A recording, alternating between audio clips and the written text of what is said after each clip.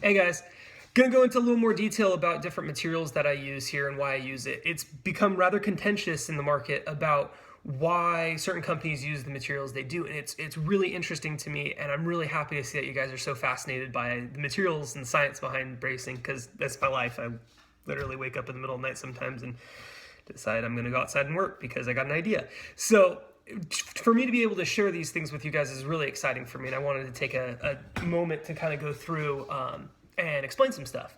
So most of my competitors use a round tube, and people have correctly identified that I don't. I use a rectangular tube or I use a square tube.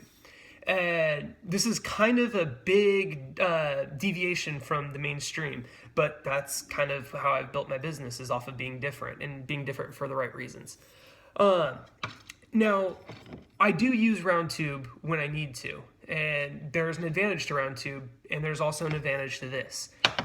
So let me get into the basics of it. Your tubing is all based off of its wall thickness. So for instance, most braces are done out of an 060, 065 wall thickness. This keeps the strength relatively high and the weight down low. I say relative because we're dealing with a small tube. If we were using a larger tube, the wall thickness would need to be a little bit larger as well. But since we're working with short spans, the distance between cups, and we're dealing with a smaller material, we can go with a lighter duty wall thickness. So I used to use round tube, and I noticed a couple of issues that formed. One was it was extremely prone to bending. And not just bending off of stress from driving. That's really not going to happen between the two. What will happen, though, is if you hit something, for instance, a rock or a small woodland creature, never done that before, the brace will actually start to bend and deform. I've been looking around. I can't find it. I promise I will find it, though. I have a competitor's brace that's completely crushed in. I replaced it with one of my braces made out of rectangular tube. And it's right in the center, which is the weakness of round tube. Round tube is very, very, very strong. However, round tube is weak without support running through it. And especially on the smaller diameters. And so I went away from it, and I actually came up with using this rectangular tube. I'm the only person I know of that uses rectangular tube, and trust me, give it a few years and other people will be using it as well. This is the stuff. What makes rectangular tube so strong is its edge. So you have here, this is its broad edge, and then you have its narrow edge. If you place this in a position where the load is like this, so you have the shallow short end butted up against your cup, and the force is being applied in a bending manner like this. This is incredibly strong. The weakness with rectangular tube is that it's not strong on this edge, but it's all on how you use the load. So for instance, my traction bar is using rectangular tube.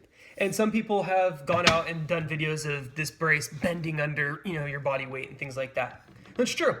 But it's nothing to worry about with this brace, because this brace is all about its leading edge. So the A-arms underneath the car are actually experiencing a flex like this. So it's facing forward, your wheels are right here, and the A-arms are deflecting in this manner and this manner. And those types of loads aren't the compression forces that you're seeing with a center load here. They're actually a bending backward motion, and rectangular tube is vastly superior. In fact, it's a little engineering thing, up to about 7 times stronger than round tube steel of its similar size. So let's say 1-inch round tube. So that is why I chose this. I totally don't need to worry about this center load and it bending. That's not an issue, because that's not the load that the car is experiencing. And if it did, you would be in really, really, really dire straits, because your car would be bending like this on its cross member. Your motor mounts would not line up. You'd get all sorts of banging noises. That's just not the type of load that's going on down there. Yeah, I've gone down there. I've done videos underneath the car to see where the deflection is, and the deflection is in this manner, and it's a very quick flex. So that's why I've gone with the round tube. Now, I also have gone with square tube.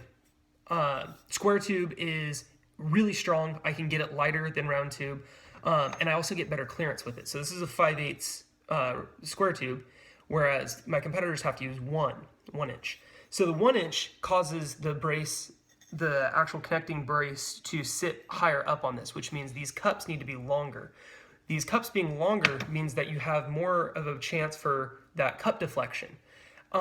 You want these things to be as shallow as possible. It also reduces your ground clearance. So with this, I'm able to get a tighter ground clearance and a stronger brace. Again, give it a couple of years. I promise you, people will be using these. It's kind of been the story of how my business works. But hey, it's not a problem. I'm just going to explain right now why I'm going that route. Now, I do use round tube. You predominantly see it on the larger spans where you're getting that flex of an arc forming. So my strut bar for the Focus ST, for instance, or my TC2 trunk brace, all are done in round tube. Now the reason is because that is experiencing that type of a load. That's exactly what your shock towers and your strut towers do under load, is they start to deform inward. And so you can see a bow forming. And when that happens, I break out this stuff. It is 060 1.5 round tube. Now, there's a big difference between why I use this round tube versus why my competitors are using the round tube on the lower braces. They're using 1 inch. 1 inch doesn't nearly have the strength that 1.5. And it's this really cool engineering trick that as the diameter of the material expands, so does its strength. So you can actually get away with a lighter wall thickness. So that's why I'm able to go with an 060 wall thickness rather than a 120. Now the weakness of that is if this experienced a type of load, a sudden load in the center, it would likely crumple. However, that type of sudden load isn't going to occur inside your engine bay unless you're involved in an accident, which, interestingly enough, I have had several strut bars that were involved in accidents. All of them have survived. In fact, one person told me that the insurance agent told him that he owed his life to the brace saving his life on a side impact. So, little sidebar about round tube. So it all comes down to how you use the round tube. It's not that round tube is inferior to square tube, and it's not that square tube is inferior to round tube. It's just how you go about using those that makes all the difference in the world. And so if a brace manufacturer isn't thinking clearly or is just trying to hurry a production, that's where you'll start to see discrepancies. And I like to spend my time really making sure that each brace is done to its best. And so some braces get round tube, some of them get square tube, some of them get rectangular tube. It just is whatever I have witnessed the brace needing, and that's where I go with it. I just want to give you guys the best possible product that I can, and that's my entire goal. So I hope that helps you guys out. If you have any questions, feel free to shoot me a message. I'm always here to talk about this kind of stuff. I really get kind of dorky about it. So if you'd like to have a novel written to you about, why I go the way I do, shoot me a message. I'll get back to you as soon as I can about it. I really appreciate you guys watching. Thank you so much.